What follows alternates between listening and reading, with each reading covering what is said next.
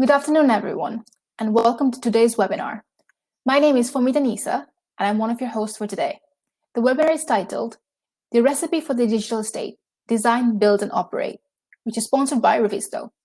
Before we start, I would like to thank all of our national partners, Woodman Dixon, Pagabo, Newforma, Cornerstone, Lead Associates, Cypro, Langley Roofing Systems, Mail Manager, SPC, CLS, and Barber ABI. We have run over 300 online events during lockdown and over 60 events so far in 2021. And we've had a very busy start to the year covering events across the UK in many different sectors. And we've had some very positive conversations as well. So let's hope that this will continue. I know that all of you are pretty slick at this online stuff nowadays, but I want to ensure that you get the most out of today and understand this platform fully. First of all, it's important that you take a couple minutes to edit your profile, which you can do so by clicking on your initials in the top right-hand corner of the screen. You can add your photo as well as the link to your LinkedIn profile address. And the important thing is, after your surname, please put a hyphen and then add your company name so that it is immediately clear who you work for. It makes engaging with others so much more easier. The main stage is where we're now, and it will host the presentations and discussions for our session today. And if you do get lost, head back to the reception where you can see the full schedule. This is where you first came onto the conference. We also have a networking lounge, an expo, and a speed networking area. So please make the most of all these different functionalities that's available for you. And finally, we do have a chat function. There's an event chat, a main stage chat, and direct approaches. So please use the main stage chat to ask any questions that you have for the panel. On today's webinar, we will hear about Revizto, who is breaking down the barriers for owners by offering a central point of entry to all project information, data, and models. By using an integrated collaboration platform, owners can stay in close contact with all teams, providing construction services and ensure proper oversight during all critical phases of the project. Revizto allows owners access to a deeper understanding of their project, enabling them to stay ahead of potentially costly issues with contractors by keeping their finger on the pulse at all times. Revizto unifies BIM intelligence and makes it immediately accessible and actionable for the entire project team. With their advanced issue tracker, predefined workflows, project team members can identify and manage model-based issues in the 3D space and 2D sheets, including addressing clash groups. In this webinar, we'll be hearing about Revisto's revolutionary product through a series of live demos and best practice presentations from major organizations who have digitalized their estates using Revizto. Rhys Lewis is the director of Revizto, and he will be your main chair for today. I would like to welcome Rhys from Revizto on stage now, please.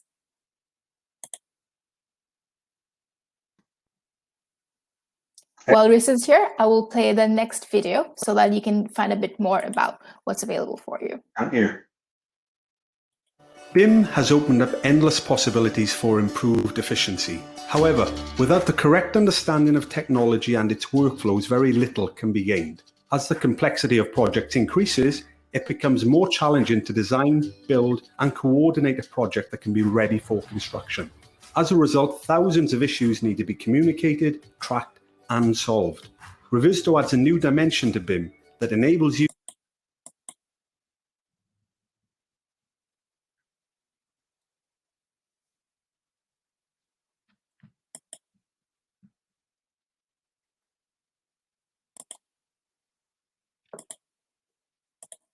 Thanks, Fomita. I think we lost the audio a little bit there, but we can get to it if that's okay.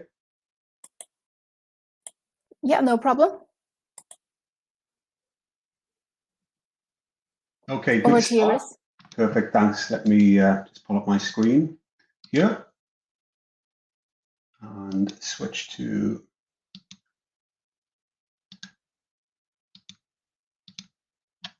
perfect. So again, thank you to everybody for registering for today's webinar. We're excited to be here and part of the Built Environment Networking series of events. Today's event is actually really exciting, something I'm excited to share with you all. So the recipe for the digital estate, looking at designing, building and operating a variety of assets with Revizto playing a core part to a lot of these projects that you're going to hear more about today.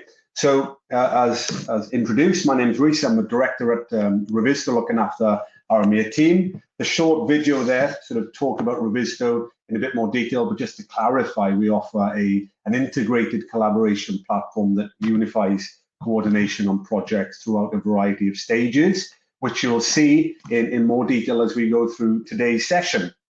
So I suppose coffees and teas at the ready. If you do have any questions, then there's the chat log on the after the session. We'll have the area where we can network, but we'd welcome your questions throughout the course of today's session, and I'll do my best to get to those after the sessions are finished in the next 30 minutes. So I'm delighted to welcome our rather amazing list of speakers. So I'll be chairing the event. Firstly, I'd like to welcome Laura Sharp, who joined Revizto literally a couple of weeks ago from Bird Construction. She stepped in to deliver this presentation yesterday as Joanna from ISG couldn't make today's session. So Laura will be talking about her use of Revizto at Bird Construction. And then we've got Daniel from Prague Airport and Mike from the University of West of England. Now, these two are probably my two of my most favorite use cases of Revizto by owners and clients, and I'm sure you'll learn why as we move into the presentation today. So personally excited to get stuck into this one. As I said, coffees and teas at the ready, and with that, I'd like to welcome Laura to the main stage. So I'll stop sharing my screen here and welcome Laura. So Laura. Oh, thank you for having me. That's our pleasure. Well, without any further introduction, in Canada, Calgary. Yes. Thank you. Pleasure. So, thanks. So this morning, I'm going to quickly run you through some of the functions that Revizto offers. Revizto is an integrated collaboration platform, like you heard in our introduction, but what that really means is that we can bring in models from various different authoring softwares. We can bring in IFC models, point cloud data, and PDFs. And what that really does is allows all team members to review, coordinate, collaborate, and most importantly, track any issues that come up. So we do that by the issue tracker. So let me jump into here. And the first thing that we see is our list of issues. Our second panel is a chat where we can essentially see the history and the recorded history of said issue. There we go, we have a bit of a history there. What's great about this is that we can add text. I need to check this. Or we can add more external data, including files, photos, other documentation, URL links. And in our third panel is all the data that is associated with that issue. So we can add status, priority, deadlines, assign it to someone, and tags. Now, the information that's stored within the issue and the data with it that comes into that we can automatically populate through stamps or manually add, we can use that to filter through our issues to make our list a little bit more manageable. This data is also used to create reports, and this is on the wrong screen. So let's bring this over here. So we can create clash issue reports, but we can also create dashboards to see how our model is progressing at a very high level.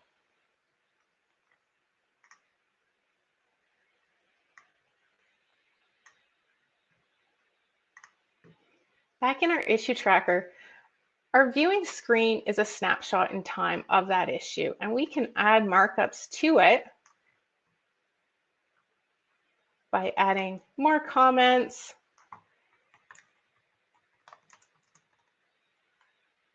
not very creative this morning, it's early. But more importantly is the 3D buttons. So we can jump right into the 3D model and view this issue within the context of the 3D space. We also have the option to click the 2D and see everywhere this issue occurs on a plan. So I'm going to bring us into the 3D space. So what's great about Revizto is that it's so easy to use. It has a very clean interface, and it's very easy for people not used to 3D space to navigate. And we do that with the three navigation tools up here on the left. The first is our viewpoints, which can be created by the user, or it can be created by, say, a BIM manager, so we can navigate through the model quite easily. We also have a map tool, which is great for your staff that are on site. You can open up an overall plan view, very much like a video game, double click, and it will teleport us between these two buildings. Another way that we can navigate is through names, numbers, and levels. So I'm going to take us to the mechanical room, and it will drop us where the room is located. Now that I'm in my mechanical room. So once your users get used to navigating through the 3D space, what they're going to want is to inquire from that model. So we have a sectioning tool, which if I drop the bottom of the plumb, I can align to any surface. Give it a drag out, and then I have a section. Alternatively, I can select a number of items, click section, and now I have a section box. I can expand out. There we go.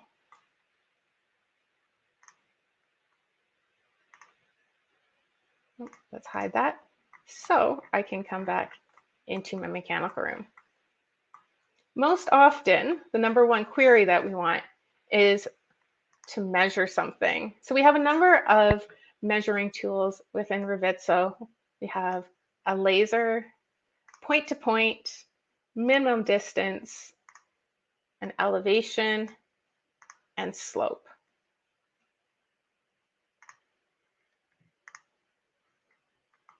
Now, what's new in Revizto 5, and this is fantastic, is that all the elements that come from the authoring software now come with their information, their metadata. So we can open this up. You can see all this information that comes from the model now. I can use any of these fields to create a search set, to create parents templates, and to create tables that ultimately can be exported out into other softwares for further analysis. So I'm going to come back to our issue creation tools. I'm going to quickly jump to 2D. So there are a number of ways to bring in your 2D plans. So you can bring them directly in through the authoring software, or you can import them manually.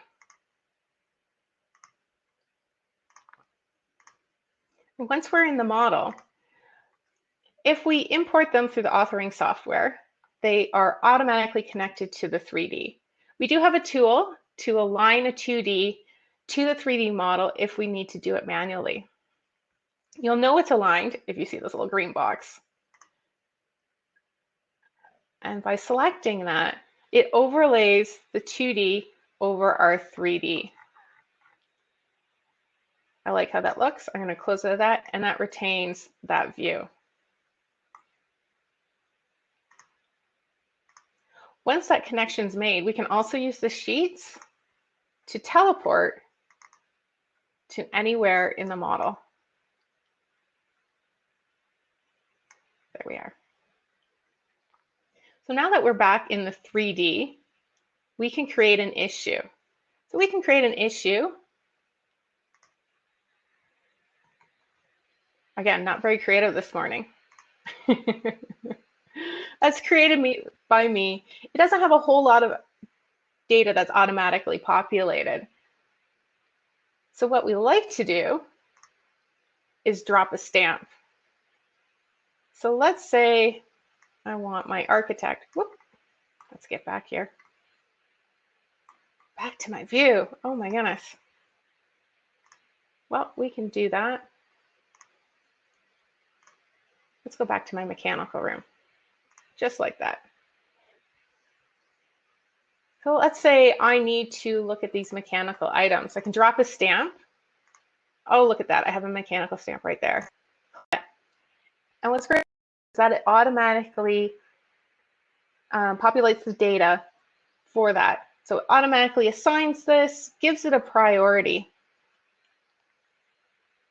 So I'm going to close that. And there are my 2 issues that I created. So I'm going to be very cognizant of the time that we have this morning. That was a very quick overview of what Revizto can do. And I want to thank you for having me today. I am going to pass it over to Mike. He's going to show you some great things.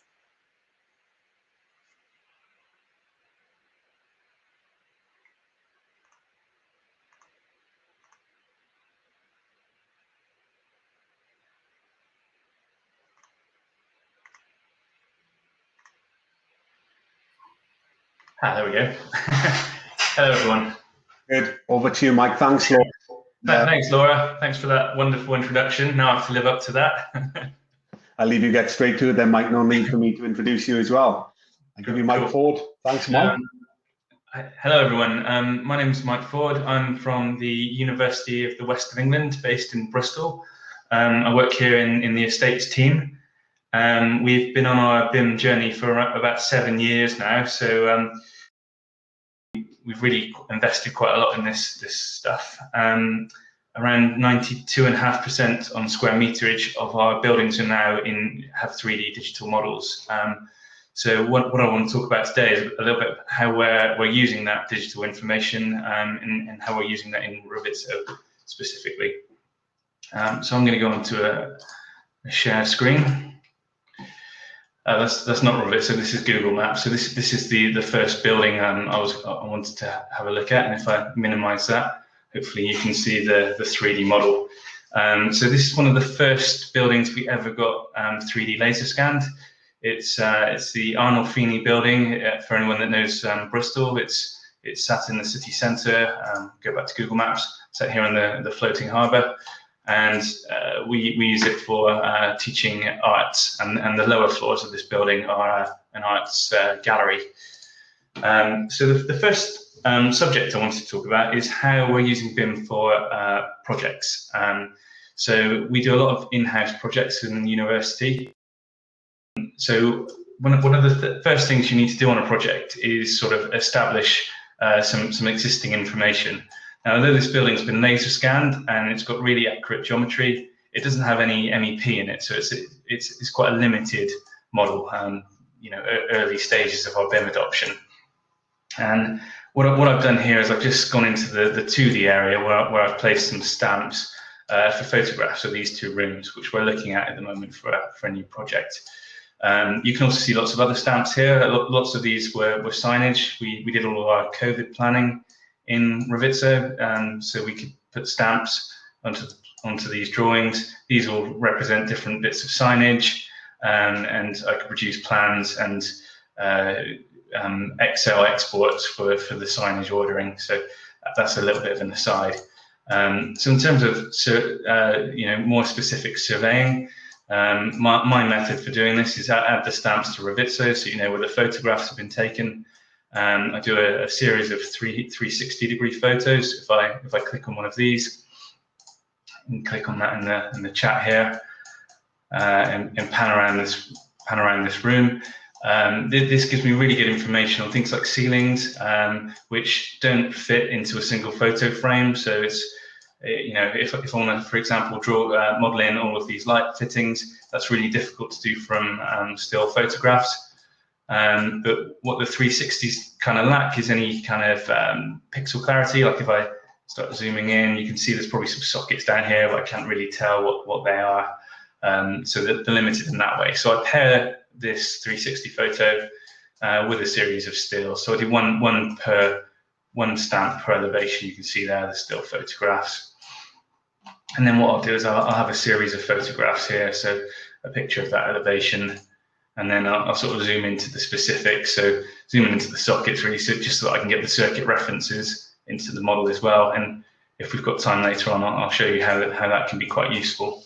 So that's the pre-project surveying. You can do the exact same thing post-project as well to help you with as-built information. And then the next sort of use case I wanted to come on to is how the clerk of works then picks up this digital model information post-project and starts using it. And now I'm going to swap back to a different project. So this is Revizto 5. I've got another project open in Revizto 4. So this is our brand new facility, engineering building at the university. If I start sort of zooming in here, and I can hide that as well. It's a nice new building. Interestingly, like we asset tag our asset, some of our key assets, and that's the ones that are highlighted here. At this point in time in Revizto 4, I had to highlight these in Revit and import them into Revizto. But now with Revizto 5, you can do that directly in Revizto, which is much better. So I was going to talk about snagging. So if I just do a search on here for one of our clerk of works, and you can see that he's gone around the model and he's been tagging on issues relating to different snags and defects that he's found in the building, and quoting from him, like this process saves him months and months of work on a project of this scale by just making everything related to a plan or somewhere in 3D, being able to tag in his photographs of what's gone wrong in different circumstances, and then being able to run reports. So that's use case 2. The other thing that we've got in here as well, which the clerk of work's been able to do for us, I think they're on the digital campus photographs.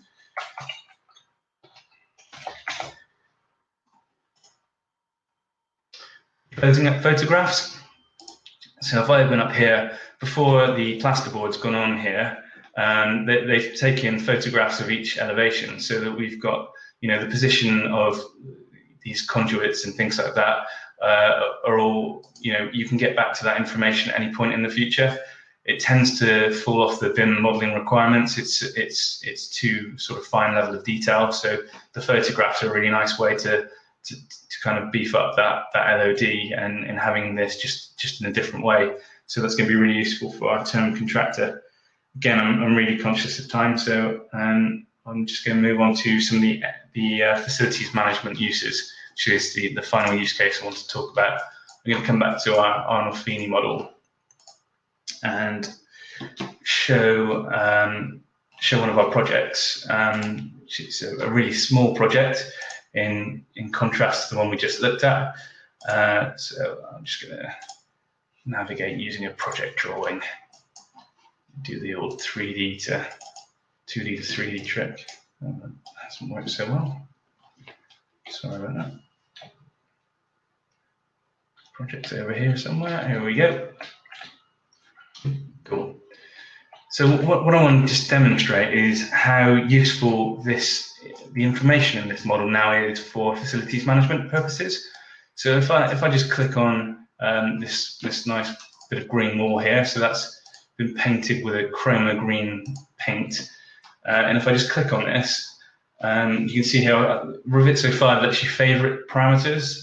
So I've done favorites for all the stuff that we kind of really care about. So you can see that's a wall finish, it's paint, it's got a Uniclass code, chroma green. We've got some linked documents here as well. So this is the O&M information for that particular piece of paint.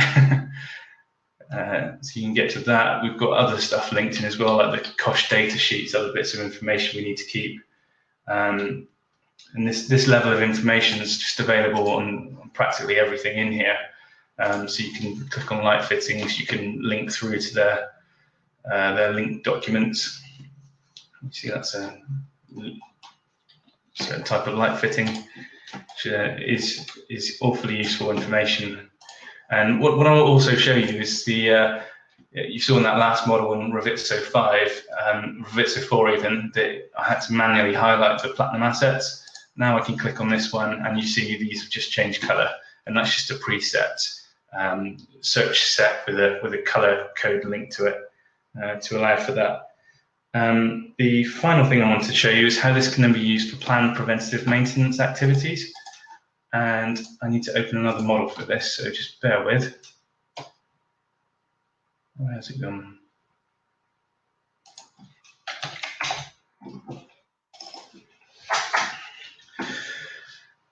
So, you know, as a university looking after a large estate, periodically we need to go and check certain types of asset within the estate. So that might be a fire damper.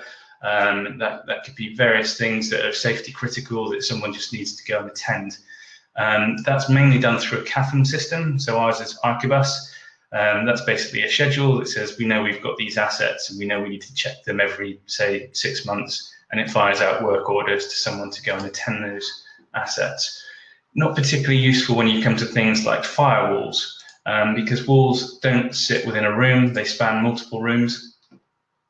So what we've done here is each firewall has a parameter on it that's its fire rating essentially, and we can use Revizto to, there we go. So there's a bunch of firewalls which are in A block level 1. So we can use that to then highlight those assets, and we can then apply a work order to those. So I can come into my stamps. Revizto 5 lets you do stamps to multiple selected items, and we can say that that's a fabric ppm and create 29 stamps. 29 stamps then relates to 29 walls for someone to go and attend and check that there's no breaches of those fire compartments. This will be done sort of every 5 years. And this is a great way to roll out a ppm in an environment where you can't just apply them to rooms, because walls can obviously span multiple rooms and multiple floors. That was the last thing on my list to talk to you about. So I think I'm running slightly over, so I'm going to hand over now to Daniel from Prague Airport. If I can find the tab with the event on it. Here we go.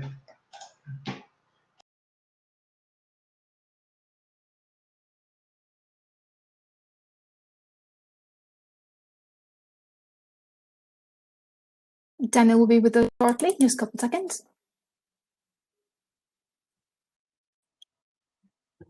Here he comes. Hi, Daniel. Over to you. Can you hear me okay? Perfect. Okay. Yeah. Over to you, Daniel. Thanks. Hello, everyone. My name is Daniel Schmeichel. I work for the Prague Airport, and my task is to get the airport to the point where Mike and his team currently are. So actually to have an enabled BIM-enabled facility management of our estates. And the thing we are using Ravisto for is to help us to get that point. So as Mike is actually using Ravisto for facilities management, we are using it at the moment to collect data of our existing assets and aggregate them to be able to create digital 3D models and BIM models for the future, with the future intention of using it for facilities management. So let me jump into my PowerPoint presentation here. I just have one slide to share with you to describe our workflow.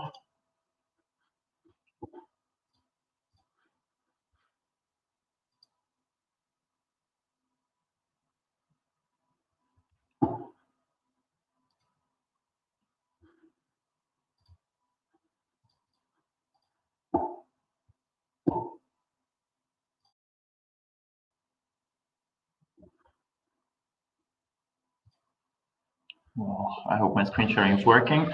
So this is just a brief schema to describe the workflow on how we collect data in the field to create our Revit models.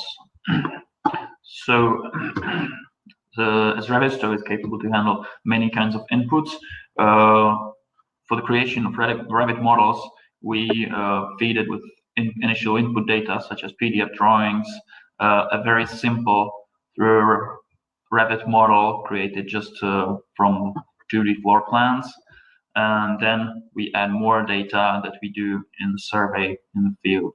Those data are point clouds, 360-degree photos, just like Mike showed in his presentation, other types of photos, and most importantly, maybe the records of all assets we find during the survey and documentation of them done via Revizto STEM. So let's just jump straight into Revizto and see what I'm talking about.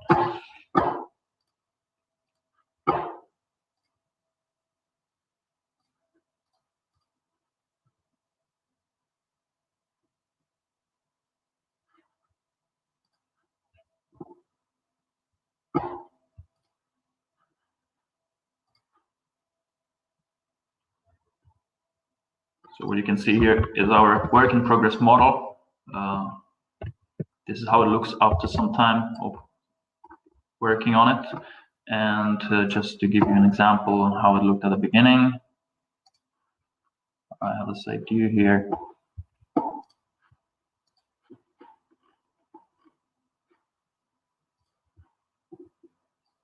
So before we started collecting the data, we basically created a very simple 3D model, just a spatial arrangement, walls, columns, floors, ceilings, and then we started feeding it with the extra data, which was, for example, point clouds.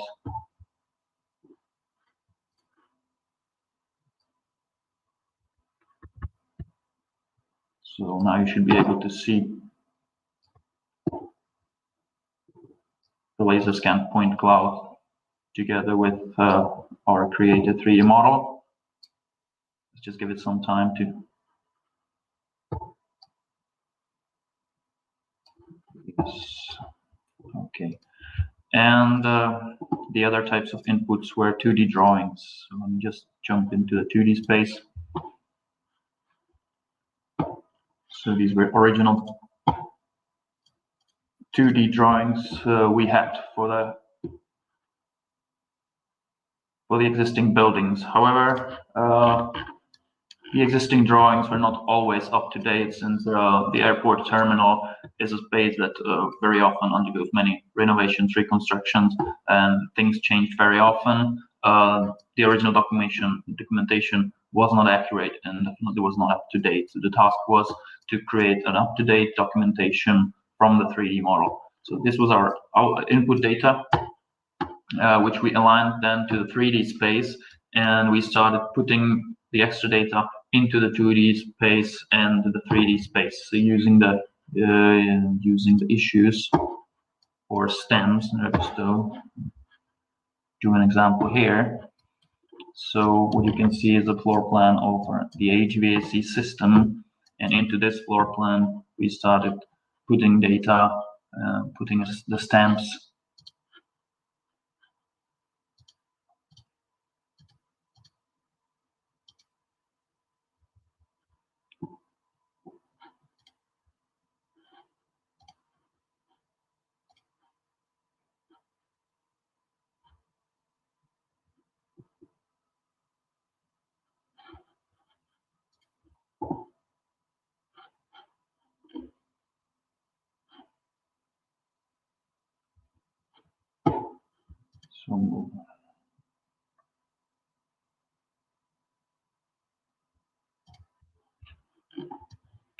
So what you can see here is the drawing with the stamps representing assets. The stamps represent all the equipment devices discovered during the survey. So for example, we have regulating dampers, we have air terminals, fan coil units, and so on. And each of this stamp contains the extra data. It of course contains the 3D location, the exact 3D location of the equipment, so as well as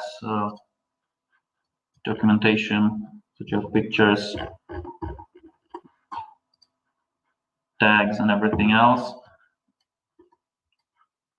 We can view these into both 2D and 3D compare with the laser scan, and then we do the modeling in Revit. So the final model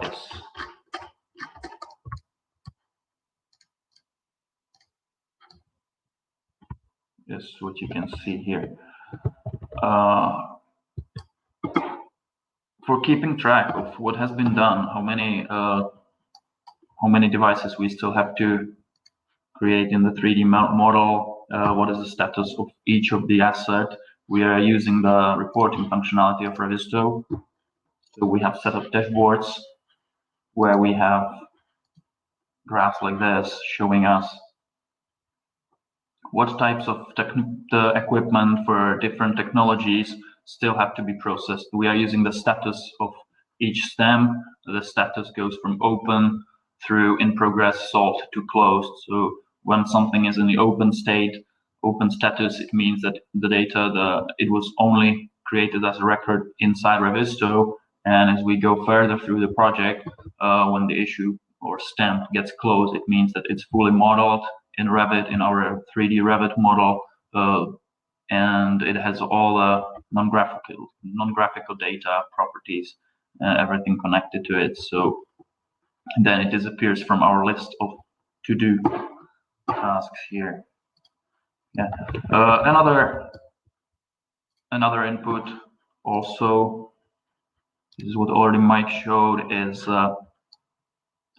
360-degree photos that very nicely work together with the laser scan, with the point clouds in spaces where it's not really possible to create the laser scan.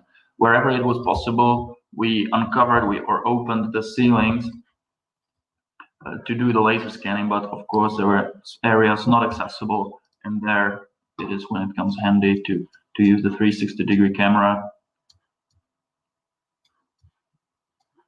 and complete the whole image of the 3D space.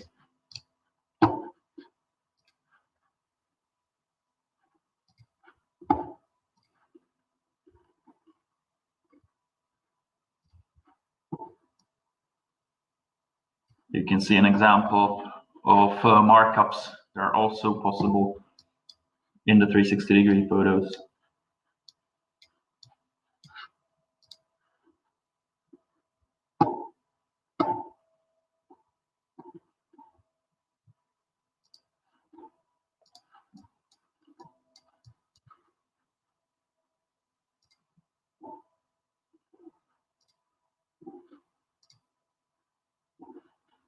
Also, another use case for us is during the model creation to just do the model review, which is quite an obvious use case.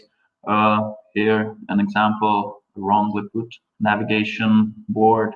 So we just use this for making a graphical information on what has to be corrected, repaired in the 3D model. As I can see here, this task is still pending.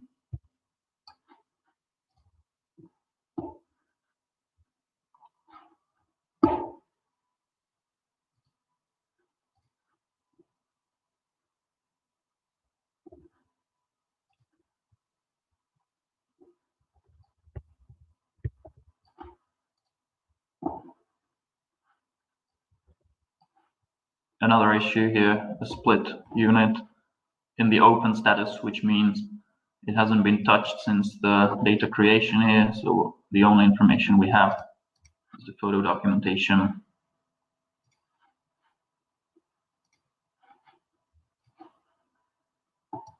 And the location of the object.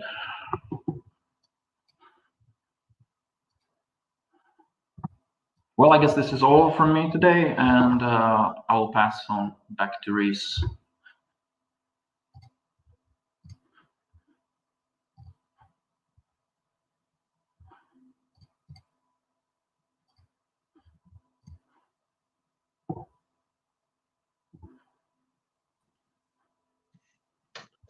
Fantastic, as usual, Daniel. So thank you, everybody. I think some really interesting topic conversation, presentations, use cases, and it's always interesting for me to see, I think, clients and owners driving BIM and all things digital forwards. I think over the last 10 years, it's predominantly been driven by the design team or the contractors. And for me, it's an inspiration, but to see people like Daniel and Mike at the University of West of England and Prague Airport actually making the best possible use of some of these digital tools and in the operational and maintenance phase. So I think at this stage, what we'll do now is open the floor to questions. So there's been some great questions that have come through in the chat. So please, now is your opportunity. If you've got any questions on the tip of your tongue, then please ask, and I'll go through those one by one. We have another 20 minutes or so before we head into the networking lounge. And I've got some questions from people that weren't able to make the event that I'll run through as well. So I could probably welcome everybody back to the main stage for me now. So Laura, Mike and Daniel, if you jump back in, then we'll start taking questions. So perfect, great, everybody. So the obvious one, the easiest one I'll take, which is, will you be able to share a recording of the webinar? So after this, there'll be a follow-up email where we'll share a link to this webinar for you to watch again, share with your colleagues. And we've covered a lot in a short period of time. It was quite a challenge, I think, to ask our presenters today to showcase their use cases in the course of 10 minutes. So well done for that. And the recording will be shared afterwards. So let's, there were a couple that came through. Where shall we start? So how does this work with quality control on site? Would the client's clerk of works be able to notify the team of issues on site through this software? So maybe Mike, we can start with yourself on that one. I think you touched on that topic of collecting, I suppose, as-built information out on site. How do you see that working?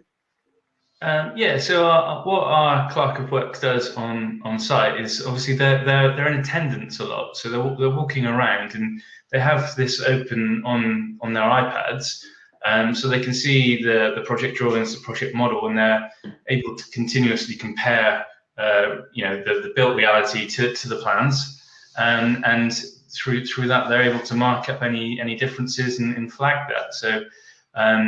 What they do is assign any issues directly to the main contractor, who we give access to Revizto, and they can then assign that to anyone in further down the supply chain to put issues right.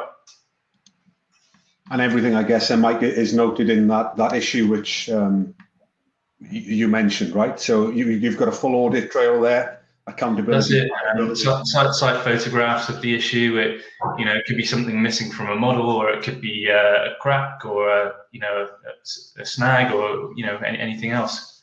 Got it. And I think that's one thing I see sort of from a Revizto perspective is the wide array of activities that can be tracked and logged. So I think we've jumped around here, but coming back to the topic today: design, build, and operate, regardless of what that activity is. I think Laura touched on design coordination, Mike then construction, and Daniel site capture.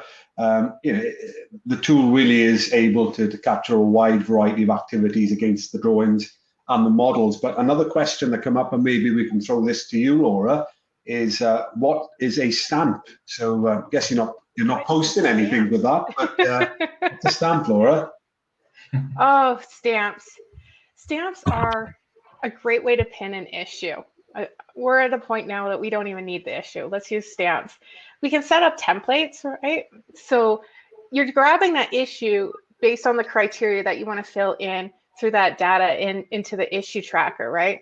So for example, Daniel and Mike here, they have specific stamps that they use. They might be standing on site, taking a picture, and they can drop that stamp, that pin, that exact area, exactly where they're taking the picture. And that's a good way to track it.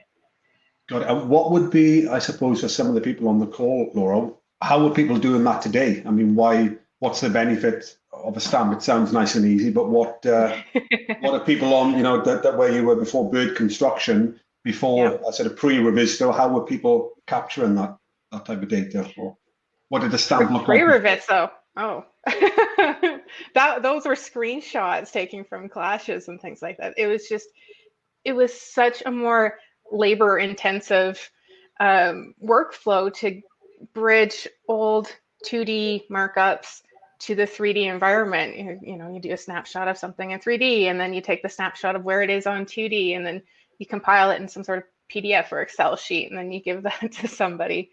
This is all in one space. So regardless of whether you're comfortable with 2D or 3D, that stamp, that issue pin, it's going to show on both. So however you want to use your model, that's how you can use it. And I think that's important as well, is that the drawings and the models still need to be accessible. And another question, which maybe I'll hand the mic around here and try and involve absolutely everybody. So one for you, Daniel, coming back to using all of that data. You've been using Revizto now for a year, just over a year, I believe, within the airport. Over a year, yeah, you're right, Chris. What in terms of adoption as a client, what's the uptake been like? I mean, what have the pain points been, and what have the quick wins been? How long has it taken your team to get up to speed with using Revizto? Yeah, there's one of the big benefits of Revizto, that the user environment, the user interface is so simple, and also the navigation in 3D and 2D space, that it was really easy to get on board people who had no previous experience with 3D modeling softwares such as Revit or even AutoCAD. And it became really popular among the operations team, and we found many users, and we found out that they don't really need an intensive training for being able to adopt and jump in. So, perfect. So yeah, we had big success with this. Excellent. Back to you, Mike. So I know that you've pretty much got the entire campus in Revizto now, so or most of it, and it continues to develop, right? So one of the questions here from Natasha Rose was, I attended a historic buildings webinar today. The subject of regeneration and retrofitting was obviously on the agenda. Does the panel think that the current technology, Revizto, discussed today can be effective in a retrofitting scenario? If so, what are the challenges and barriers? Yeah, I've got a really good use case for this, actually, because we use this on a project on our Glenside campus, and that campus is sort of 1800s. It sort of dates back pre-war. It used to be an old lunatic asylum, so it's a really old building.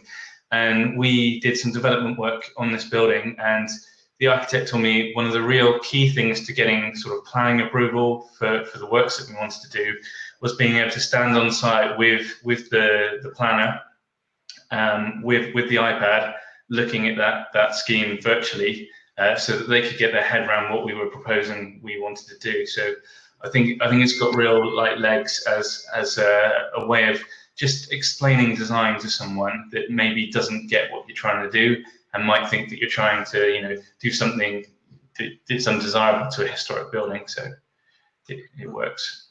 Got it. And sort of another one for you, I guess, Mike. So one from Richard Black. So presenters have described great benefits from collecting asset to enrich models, but how does this software support FM day-to-day operations whereby assets change? Who's responsible ownership for keeping model and asset data current? Hi, Rich. I know, Rich. So responsibility for keeping asset data current needs to be on whoever's making change. So whoever's driving a change. So if that's a project team, or maybe within a maintenance team, something like that, everyone in an organization really needs to take responsibility for that change and looking after the data that's core to business operation, really. So I think, yeah, it should sit with everyone. Perfect. Thanks, Mike. Maybe we'll go back to you, Daniel. Another interesting one was, we've had an interesting year to say the least, and hopefully now things are starting to get back to somewhat of the new normal. I was part of a lecture today, Mike, with Trina and the team. She was back in campus, but maybe a question to everybody. I mean, how have you been using Revizto differently to the way you would have expected to 12 months ago today? And maybe ask you that, Daniel. What have you found yourself using Revizto in a slightly different way to when you originally started using it? This is not an easy question to to answer, Reese, because we started when this all started. Yeah. That was Revizto used before that. So, but your anticipated use, and that's why I know that your planned. Yeah, that's actually the right? reason we started collecting data to create our digital twins or to make our 3D models was that we had other plans for using Revizto. We had construction projects coming up, and some of them were postponed or even cancelled because of lack of traffic at the airport. This was a project that was possible to do at that moment because the terminal buildings were basically empty, and there was time to do these things that we are doing now. So it just gave us an opportunity to find a nice use case. So now that's, I suppose, where I was coming up, Daniel, was the silver lining in somewhat. You've been granted access to areas where aren't usually that accessible during busy periods, right? To collect that data that you needed to build up that project that you have. So on that, somebody else has asked you lots of questions now. So I'll rattle through. BIM and FM have been talked about for many years. And I remember early seminars that attempted to make this joined up. In 2021, big question, are we now truly joined up? And is the digital twin now a reality or an aspiration? Let's go with Mike on that one. Thanks, deep question. I think this is very organization specific. So you see like organizations like mine in Daniel's are trying to do things with digital information. I talk to a lot of other people in the industry that are really kind of struggling. I think there's a lot of problems in getting buy-in to resource to BIM and collection of digital information, because it does really take effort to take something from construction information into FM information and then to maintain that for its life. There's a lot of effort involved in keeping that up together, and if you don't make those investments, then you can't benefit from that technology. Yeah. Big question, Mike. So I don't know if Laura or Daniel, you've got any thoughts on that topic of digital twins, and are we there yet? I mean, my comment is, I think everyone's interpretation is slightly different, but there is on the CDBB, you can go and read more about that, what that definition is. But I think as an owner, a digital twin may mean something slightly different to what it does to Mike as it does to Daniel.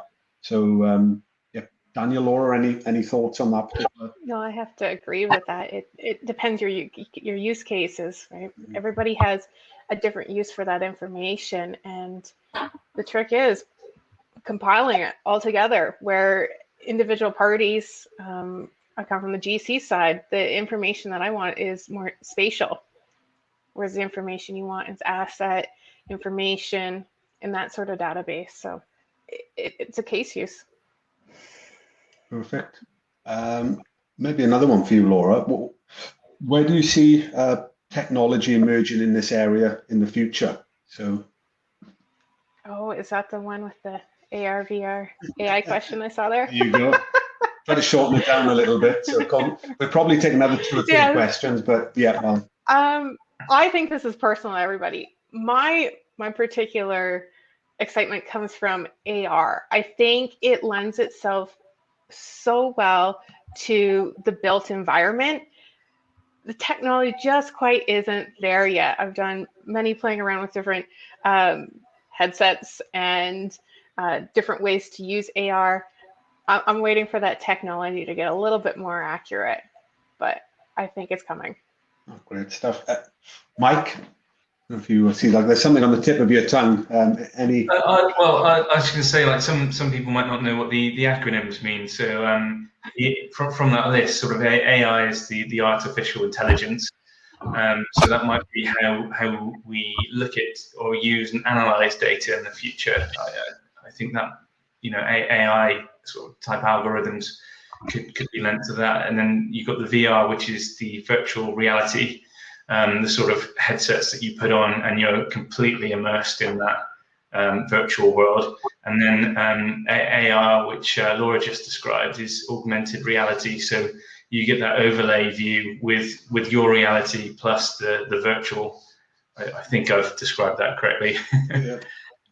Feel free to chip in if anyone's got it. I can see, well, it's a question directed to you and I, Mike, from somebody you may know, Robin. Hi, Robin. So are you in a position where the contractors now have pretty much migrated everything across to Revizto as opposed to using previous snagging software? Or they having to use both systems? Have you? No, it's been quite good actually. We've got 2 dedicated clerk of works in post now, and they've both been really enthusiastic, and that counts for an awful lot towards using the Revizto as a snagging tool. So because of that, I think it seems to be used on most projects now. I think some still tend to dip back into Excel every now and then, and we kind of have to give them a bit of a nudge. But yeah, I think it's the only platform that we're using currently. Perfect. And then maybe a final question to everybody, the obvious one. I think we've sponsored the event today, if you haven't noticed already, with all of the branding. So sorry, not sorry. Why did you choose Revizto? I will start with Daniel. You've obviously done your research. Were there sort of key things that stuck out in your research and review that sort of tipped it for Revizto over and above other tools? Why Revizto, Daniel? Definitely one of the main reasons was its simplicity and its ability to aggregate so many types of data. Perfect. Laura, in your previous role or now, I guess. Yeah, very similar. The reason was that I had the greatest buy-in from my fellows on site. They didn't fight me on it because it was so easy to use. They were very hesitant, and for some reason, this was the software they gravitated to, and that just made me happy. Why would I try to push something else? I can't argue with that one. So can you top that, Mike? Are you making everyone happy as well? I think the point that we sort of brought Revizto in is I'd seen Reese actually give a presentation on it at an event in Bristol. How long ago was that, Mike? I was explaining to somebody when we met, and I've been here for 4 years. That must have been one of probably the second or third presentation I gave of Revizto. So it was the Southwest BIM region. It was held at Arup's office, but I can't put a date on it. I can't remember how long ago it was. Long while ago. We're getting old. I saw it as a great way of, we really want to get this information in the hands of the people on the ground maintaining the buildings, and to be able to just select an asset and get its information, because what you're actually looking at is a database. It's just a visual database of information that you can access by just tapping on things, which is just so much more user-friendly than another type, a standard type of database. But we reviewed Revizto at the time against the leading Autodesk sort of alternative, if you like.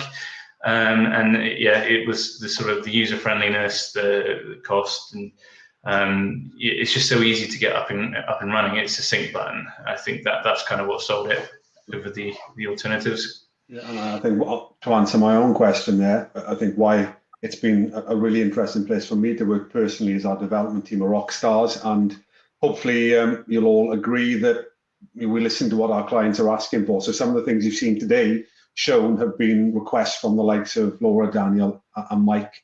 Some have been weeks ago, some have been years ago, but if we think it can benefit the technology and help our clients make better use of our tools, then they'll get included. It's all down to, nothing's impossible. It's all down to priorities and timeline, really. So with that, I just want to share one more slide, if I can. Let me just see if that'll work.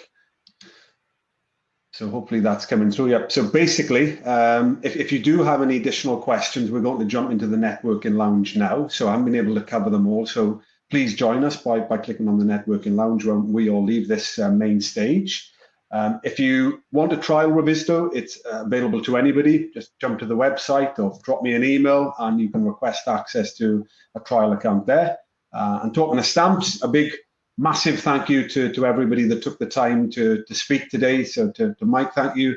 Daniel, thank you. And to Laura, an extra thank you for jumping into this yesterday. Really appreciate that. And with that, we'll play our short video, Amida, if we can, and we'll head into the networking lounge. So if I stop sharing my screen there, are you able to share that video for us, Amida? I guess you need us to leave the main stage. Yeah, perfect. Thank you so much. I would like to thank you again and to all the speakers, to reiterate for myself that for joining again. So again, like Riz mentioned, I'm going to play the video so that you can get a full overview. BIM has opened up endless possibilities for improved efficiency. However, without the correct understanding of technology and its workflows, very little can be gained. As the complexity of projects increases, it becomes more challenging to design, build, and coordinate a project that can be ready for construction. As a result, thousands of issues need to be communicated, tracked, and solved. Revizto adds a new dimension to BIM, to have a multi-dimensional issue tracking and coordination platform, instantly allowing team members to communicate accountability and address challenges in real time.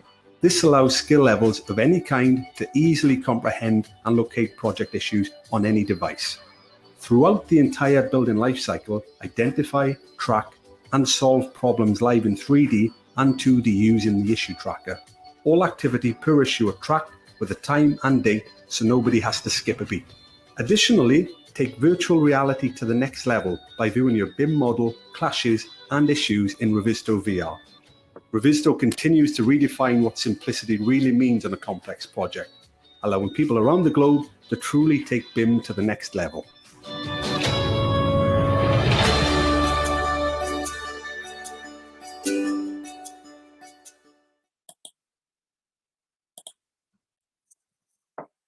Thank you again, everyone. And I'd like to encourage all the attendees today to join our speakers at the Networking Lounge, where they can answer more of your questions, because we are aware that we haven't been able to get through everything because there's lots of questions coming through. So thank you again, everyone, and I'll see you at the Networking Lounge. Thanks, Amida.